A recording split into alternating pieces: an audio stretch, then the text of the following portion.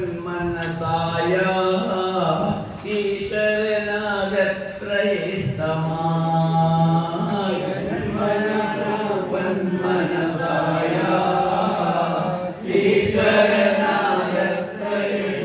ഈശ്വരനാഗത്രയിത്തമായ എല്ലാം ഒന്നു തന്നെ ഈശ്വരനല്ലേ എല്ലാം ഒന്നു തന്നെ ഈശ്വരനല്ലേ ഈശ്വരന്റെ വാഴ്ചയ്ക്കൊത്ത ജീവിതം ചെയ്താൽ ഈശ്വരന്റെ വാഴ്ചയ്ക്കൊത്ത ജീവിതം ചെയ്താൽ ആനന്ദമല്ലാതെയൊന്നും കാണുവാനില്ല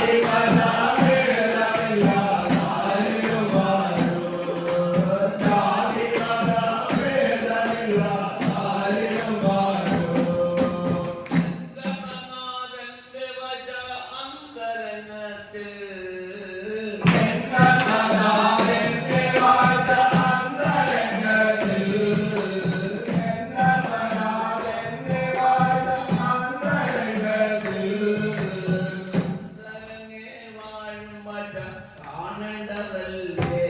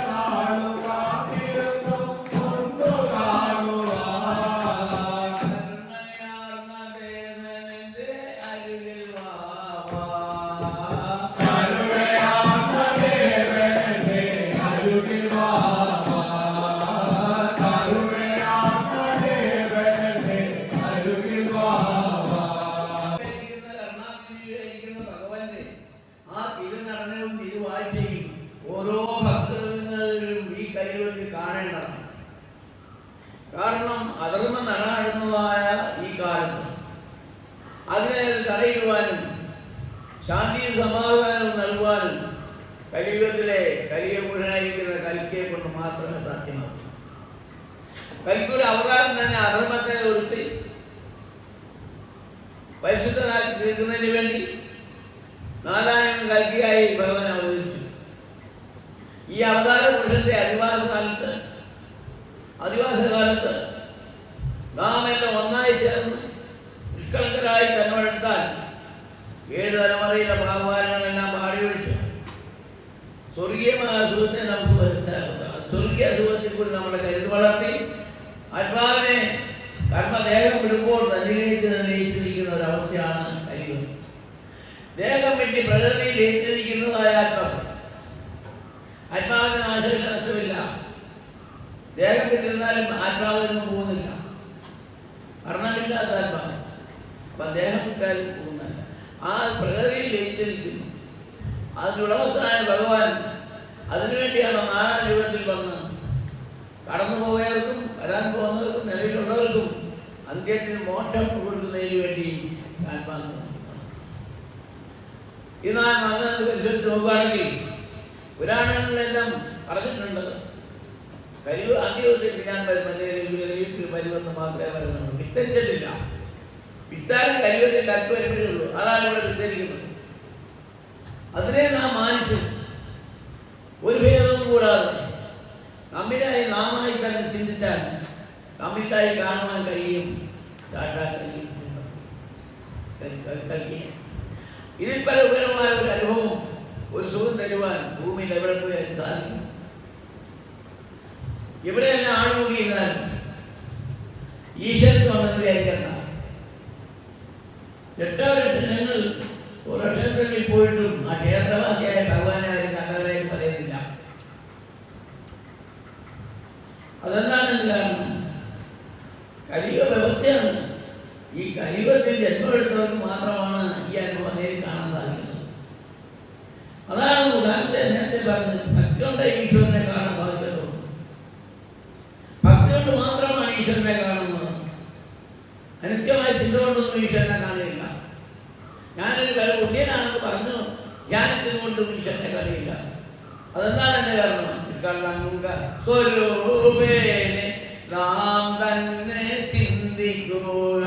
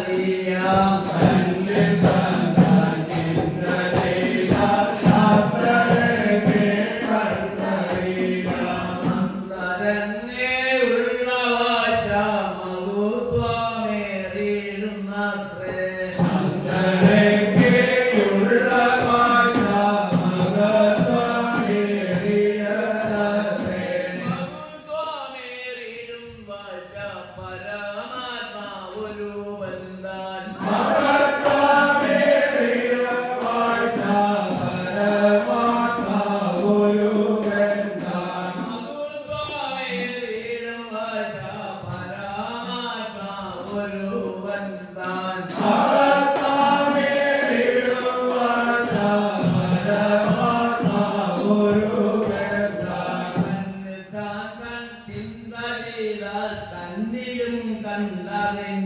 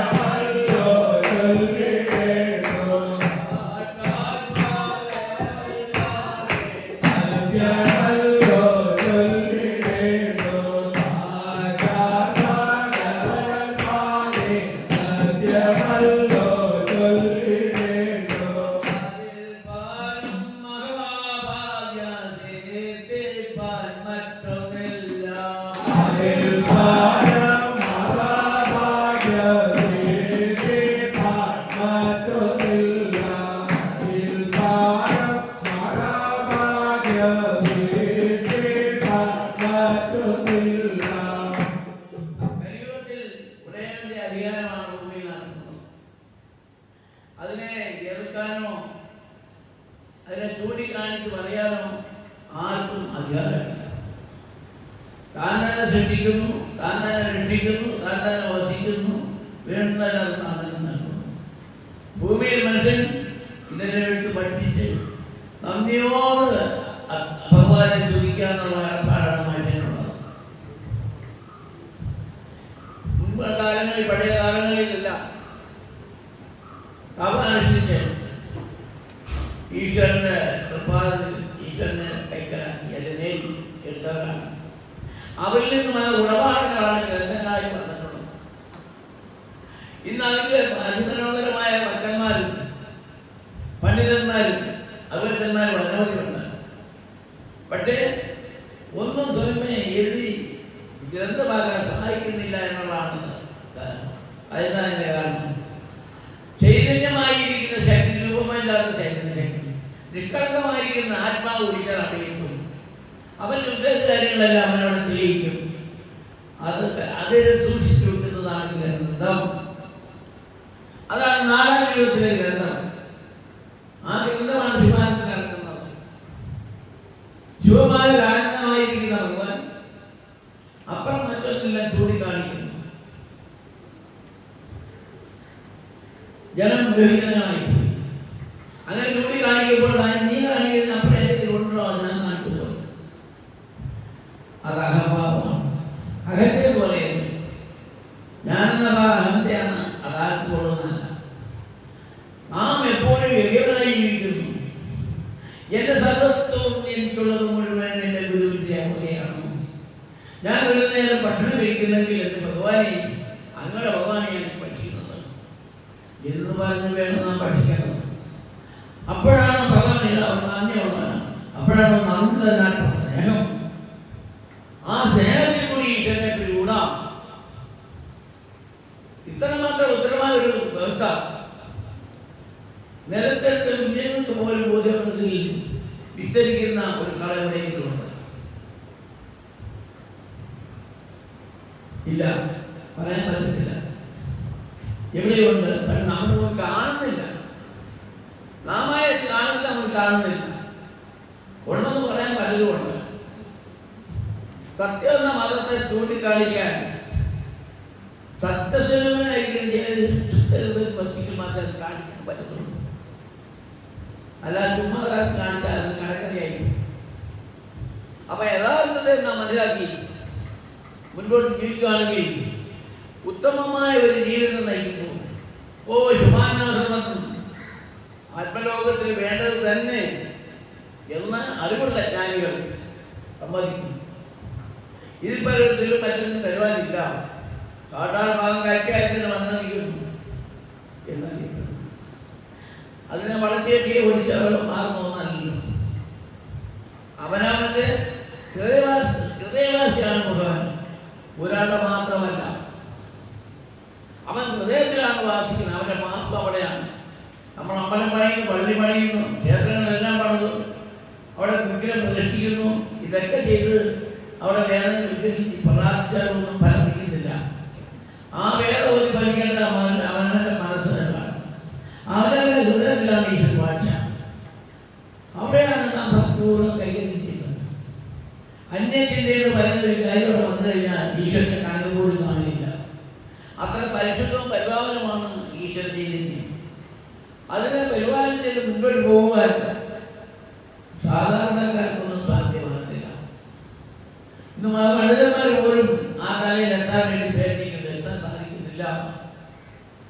കാരണം അവർ മുൻപോട്ട് എത്താൻ കുതിക്കുമ്പോൾ അവരുടെ ജീവിതത്തില് ഒരു കടിഞ്ഞാനുണ്ട്, മോഹക്കടിഞ്ഞാൻ. അത് പുറകോട്ട് പിടിക്കും. അപ്പൊ മുൻപോട്ട് പോകാൻ സാധിക്കുന്നില്ല. അതാണ് മനുഷ്യന്റെ കുറവ് വരുന്നത്, അല്ല മറ്റൊന്നും കൂടല്ല. ആ ആത്മാവിന് എന്താണ് കേട്? ആത്മാവിനൊരു കേടുമില്ല, ഒരു ക്ലേശവുമില്ല. നാം ക്ലേശം വരുത്താതിരുന്നാൽ മതി. നമ്മുടെ ശിശുവിനെ എത്രമാത്രം സൂക്ഷിക്കുന്നു, അഴുക്കിൻ ചെളിയിലിടാതെ സൂക്ഷിക്കുന്നു എന്ന് പറയുന്ന പോലെ ഭദ്രമായി അവനവന്റെ മനസ്സിനെ അവനവൻ തന്നെ സൂക്ഷിക്കണം. അതിനാണ് നിഷ്കളങ്ക ജ്ഞാനം അവിടെ ഒഴുകണം. ആ ജ്ഞാനമാകുന്ന തനി ജ്ഞാനം മുങ്ങി കുളിപ്പിക്കേണ്ടത് കുട്ടിയെ. സുധാമാണന്റെ മനസ്സിൽ വാഴ നന്നായൊരു കിച്ചമേൽക്കുമോ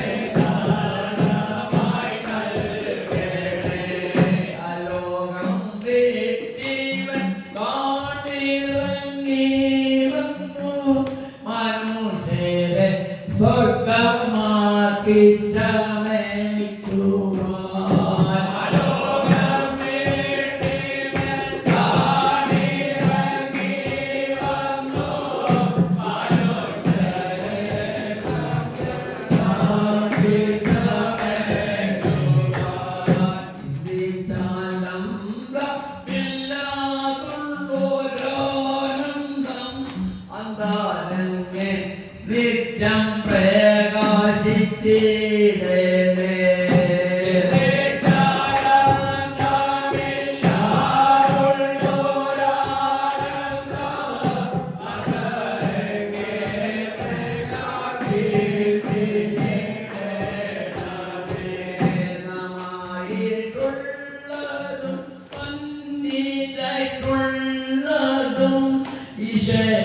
ചൈതന്യ ഒന്നോതന്നോർക്കുക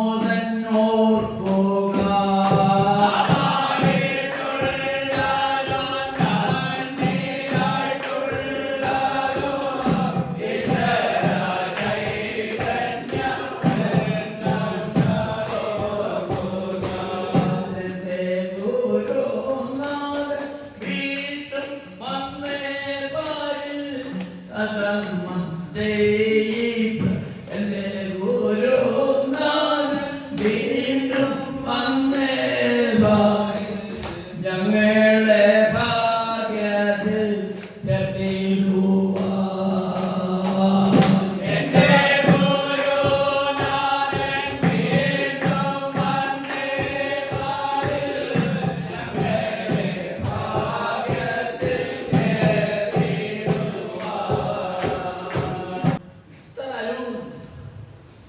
സ്നേഹവും നമ്മോട് കാണിക്കുവാൻ ഈ ഭൂമിയിൽ ഒരേവനായ ഭഗവാനല്ല ആരെങ്കിലുമുണ്ടോ?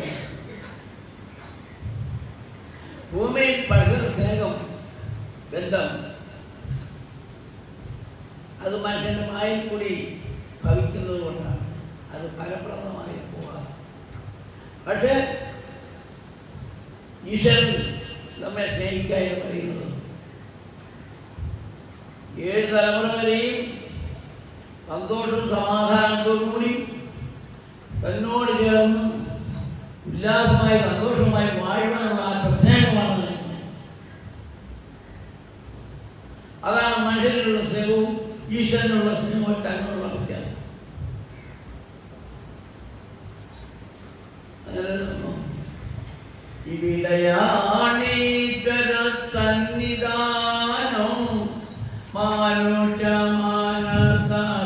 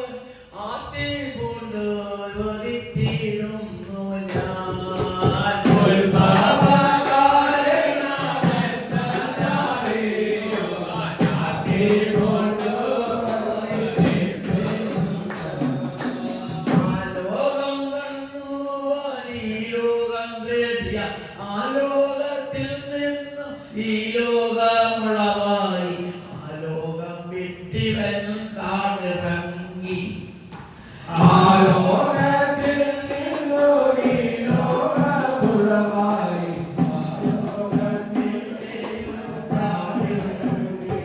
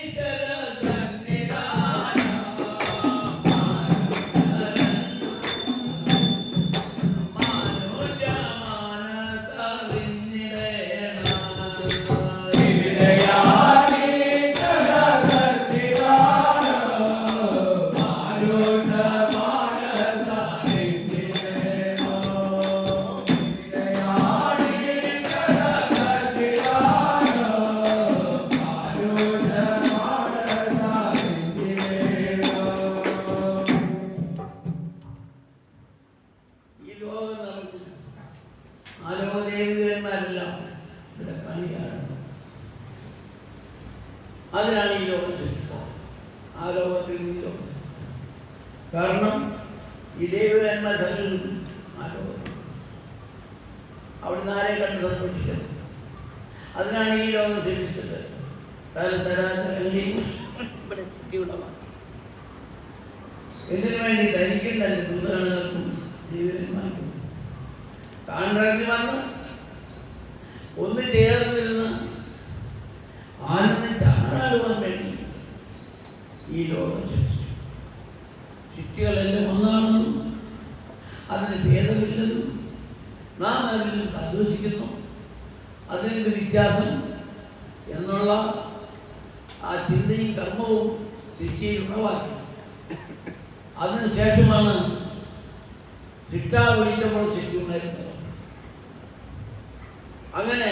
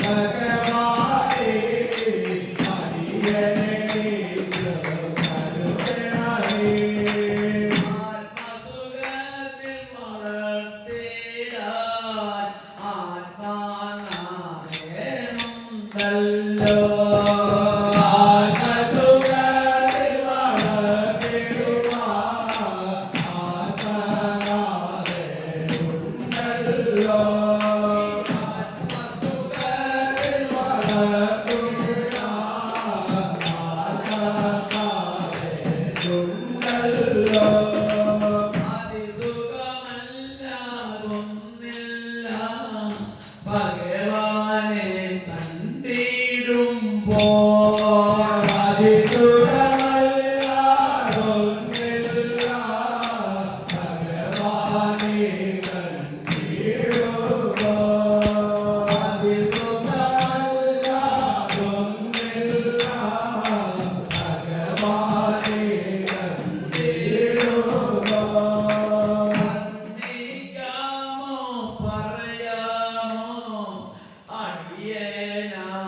ഒരു കഴിവില്ല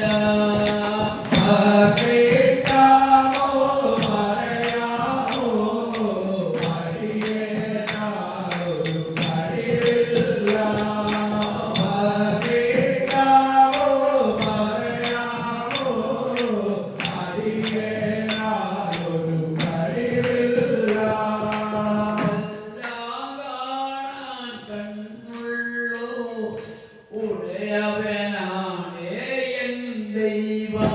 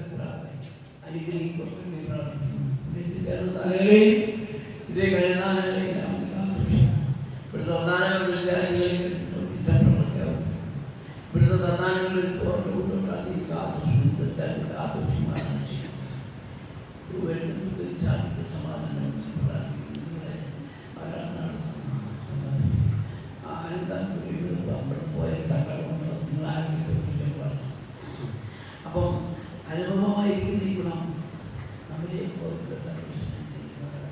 എല്ലാ ആഴ്ചകളും ഭക്തിപരമായി ആരാധന പങ്കെടുക്കണം. കലിയുഗമാണ്. ഈ കലിയുഗത്തിൽ കളങ്കമറ്റ മനസ്സ് വരണം. അതിൻ്റെ ഈ കലിയുഗത്തിൽ നാമസങ്കീർത്തനം പ്രാർത്ഥിക്കുമ്പോൾ കളങ്കമറ്റ മനസ്സെന്ന് വരുന്നുണ്ട്. അതിൽ കൂടിയാണ് ഈ ക്ഷേത്ര വാഴ്ച. അതേപോലെ ഉൾക്കൊള്ളുവാനും കണ്ടറിയുവാനും ഈ സമയത്ത് നയിക്കുന്നു.